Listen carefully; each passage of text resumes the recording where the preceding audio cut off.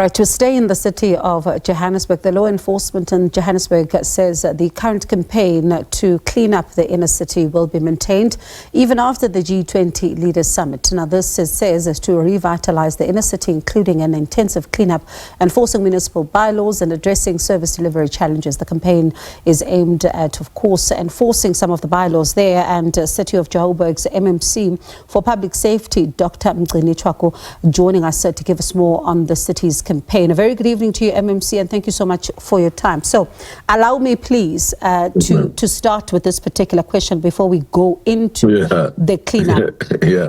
What do you make of this motion of no confidence that is seemingly pending? Because we're seeing the AIC, PAC, UIM, Good and COPE, and then we're seeing others as well. Do you have confidence in your boss? No, good evening to yourself, Bongi, and good evening to the viewers at home. This motion was tabled at the PMC yesterday. And then as the EFF, because EFF is a unitary organization, we told them that we still have to go and consult. And the leadership, they always look at everything collectively in terms of the material condition, what has been happening. So at this point in time as a caucus, we don't have a position on the motion. All right, and let's move on then to, of course, the cleanup campaign, right? We did have some informal traders here on the show earlier on this week, and they were talking about this particular campaign, saying for them, it appears as if it's being done now as far as the G20 is concerned, which is a concern shared by some of the residents as well, to say that this big push to make sure that the lawlessness is being dealt with is only because of the G20, is it? No, look, remember when was deployed by the EFF in the Department of Public Safety, one of the priorities that the organization indicated to ourselves was to saying that we need to reclaim the inner city. And then when the mayor as well was, inaugurated at that time also, we all had the same vision that we need to reclaim the inner city. So it's a collective effort. It's not a one-man show, because what is happening there is a multidisciplinary. So in the one of the things that we had to deal with was the allocation of the informal traders. You can't in the city be trading anywhere. There are designated areas that the informal traders have been allocated for them to really trade. And for too long, Wongi, there's been a court judgment around 2013 that the city must develop a permit system so that anyone who's trading informally in the city is allocated this place and is actually having a permit. So that matter has been left for too long. It took this government, when we arrived in 2022, to resuscitate, to ensure that everyone that is selling in the city has a permit. We don't have any issues. We support the informal traders. For crying out loud, these are our people. There are no jobs. Yeah, it's close to our heart, even in the EFF manifesto as well. I mean, as I'm from the EFF, we support them, but there are allocated basis for actually that. So the city is allocating right now permits. So all the informal traders, go get your permits so that JMPD doesn't come to a space and remove you. That's all. Right on that point, there's something you said which is critical, which I want us to stay with, because it's something they're arguing in their papers.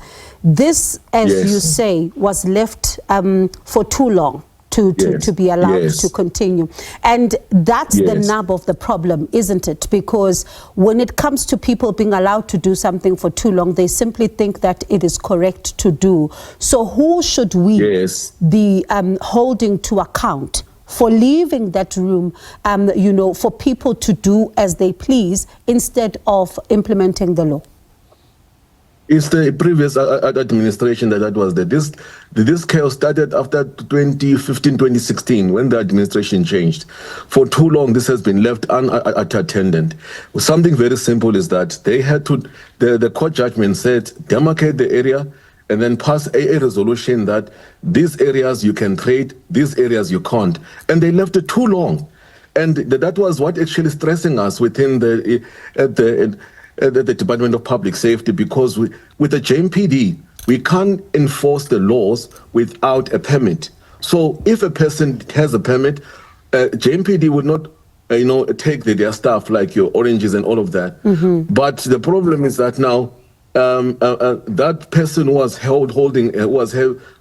heading the Department of Economic Development did not do their job. So it's the previous administration. So when we came in, remember, the priority was on crime because there was too much crime in Johannesburg. We launched a technical reaction unit. We managed at least to neutralize it. Then the second now priority was the bylaw enforcement. Officially, in the bylaw enforcement is multidisciplinary. It involves economic development in terms of informal traders, outdoor advertisement, and all of that.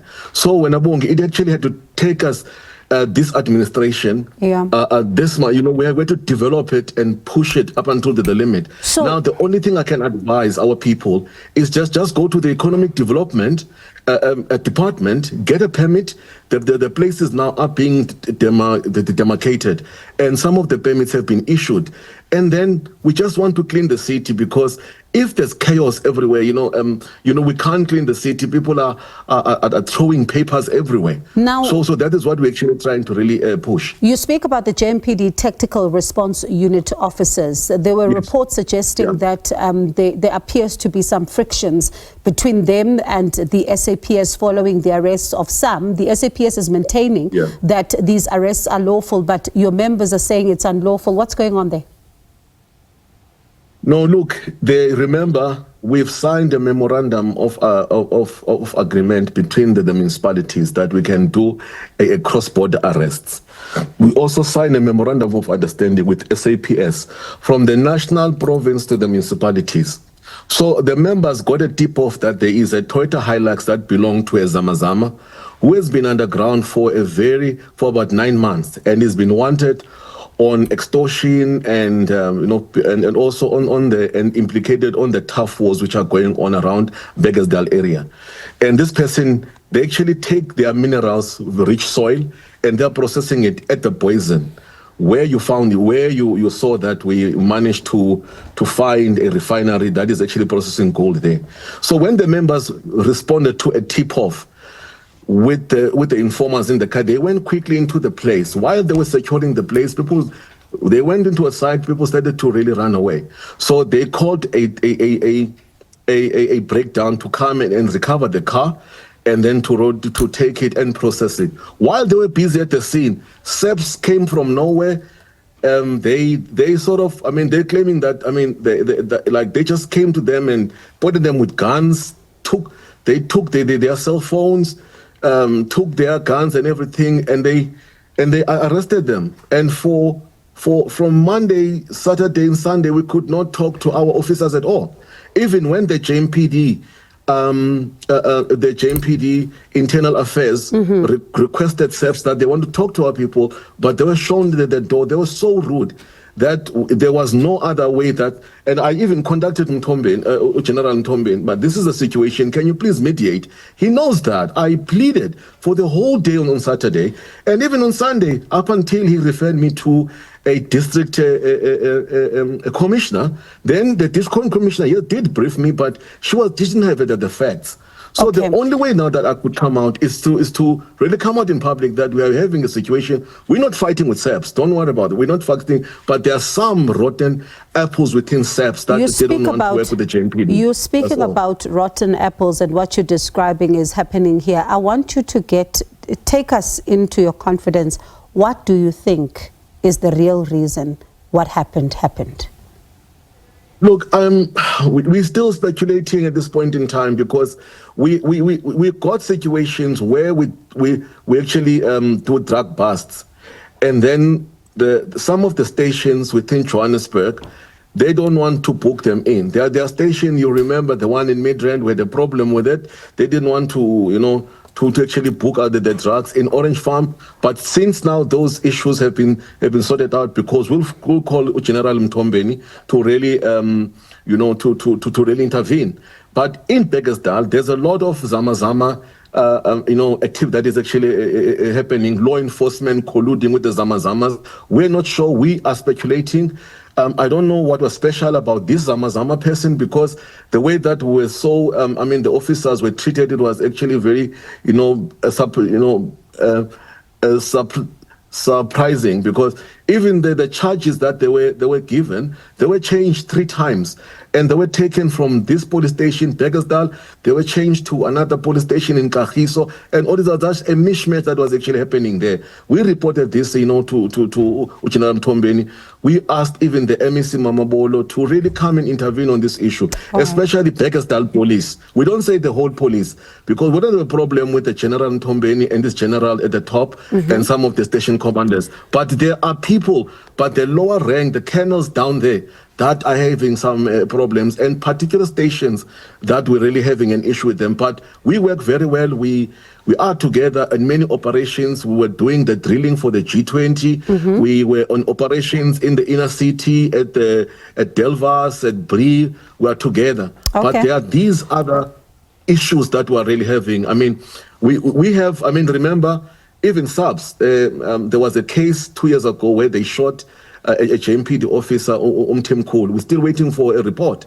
And others that were shot also in Ekurhuleni as well. So we're still waiting for those reports. What happened to our people that were shot by SABC? It looks like it's a developing story that needs a bit more answers. So we'll also try to reach out to the SAPS and see exactly what's going on here. But thank you so much for speaking to us. The City of Joburg's MMC for Public Safety, Dr. Mgcini Tshwaku. We need to chase the SAPS. We're going to do that in order just to give you a sense of what exactly is going on here. Yes, the MMC says they're working very well, but there seems to be some areas where things seemingly are quite tense. But we'll bring you more on that.